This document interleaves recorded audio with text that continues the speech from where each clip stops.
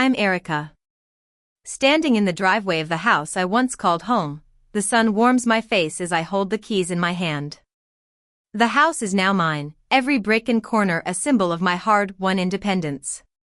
It's a far cry from the place where I used to feel like a prisoner, my life siphoned away by those who were supposed to love me. Just a few days ago, I was sitting at my kitchen table, sipping coffee, when my phone buzzed with a photo. It was the front door of the house, with a bright red notice, change of ownership. Vacate by month's end. Before I could even react, my mom's name lit up the screen.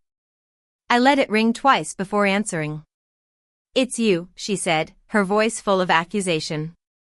"Yes," I replied calmly. Her words tumbled out in a rush. "You can't do this, Erica. We're your family. We took care of you." I almost laughed. "You took from me," I said. "There's a difference." Silence filled the line, broken only by her heavy, uneven breathing. "What do you want?" she finally asked. I'd asked myself the same question in the weeks leading up to this moment. The answer had never been about money. It was about this shift, her realizing that she no longer had power over me. "I want you out," I said simply. End of the month.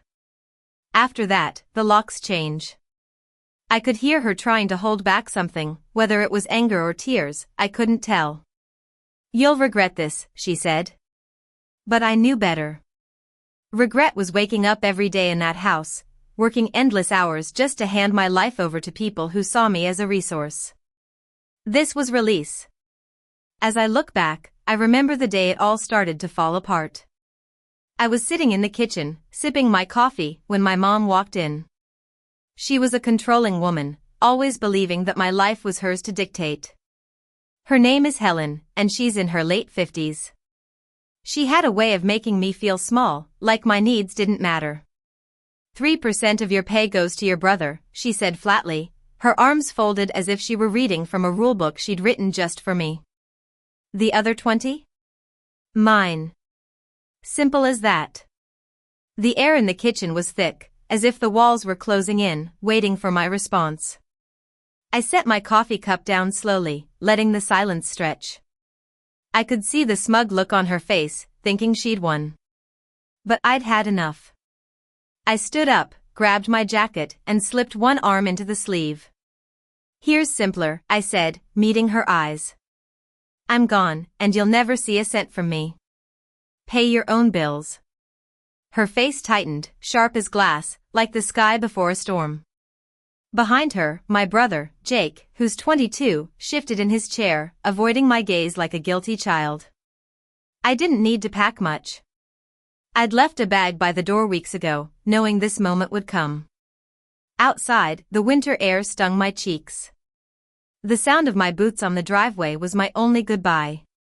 By the time I reached my car, I could hear my mom's voice, now muffled, the tone shifting from command to panic.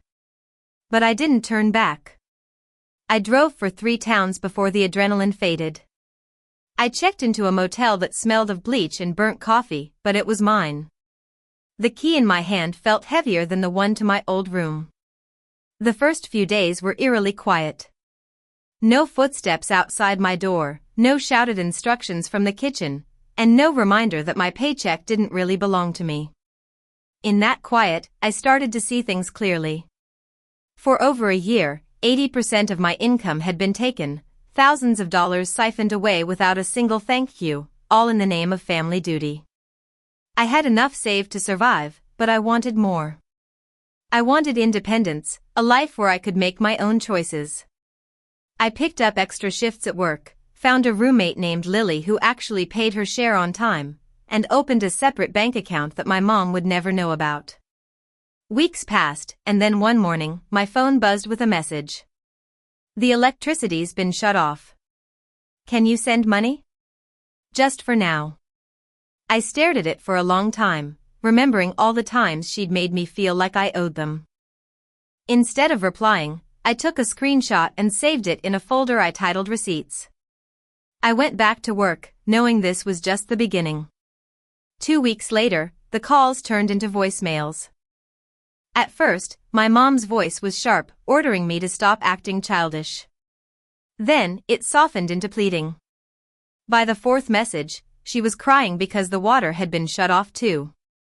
I listened to each one once, saved them, and never called back.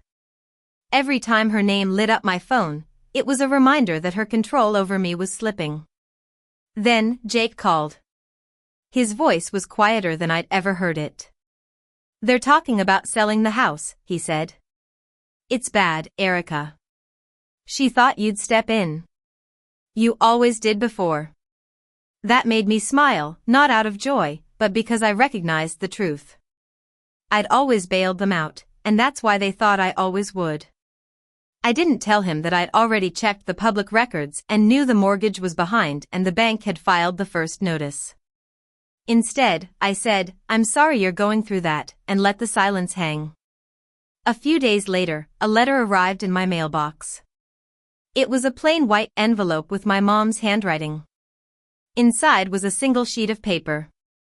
"No dear Erica, no love Mom. Just, we're losing the house. I know you're angry, but this is your family. We need $19,400 to catch up. We'll pay you back." I read it twice, folded it neatly, and put it in the receipts folder. They thought the weight of their need would drag me back in, but I'd made my decision months ago. An idea started to form in my head. If the house was going to be sold, I could buy it. I could make sure they never stepped inside again. I started researching foreclosure timelines, auction dates, and bidding rules. At work, I picked up overtime, not because I needed the money right away, but because I wanted to do this on my own, without using a single cent they'd ever had access to. By the end of the week, I had a plan. The auction was set for a Wednesday morning. I arrived early, my hair tucked into a low bun, wearing a plain blazer so I'd blend in. When the property list flashed on the screen, my eyes locked on the address I knew by heart. The bidding started low. I waited, letting others bid and watching the price climb.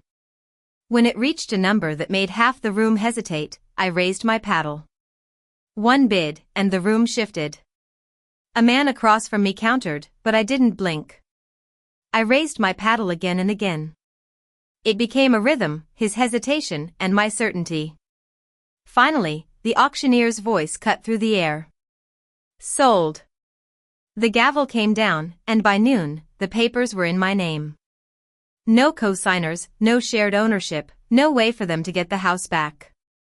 I walked out into the sunlight, holding the folder like it was the key to my freedom. That night, I drove past the house.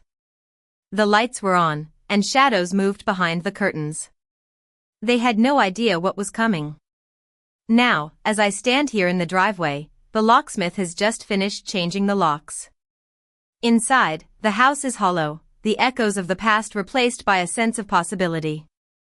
I place an envelope on the counter in the kitchen. Inside is a copy of the deed with my name in bold. On the front, I write, "The bills are yours now." I step outside, lock the door, and slide the keys into my pocket. I'm not leaving this time, I'm arriving at a life that's finally, entirely mine.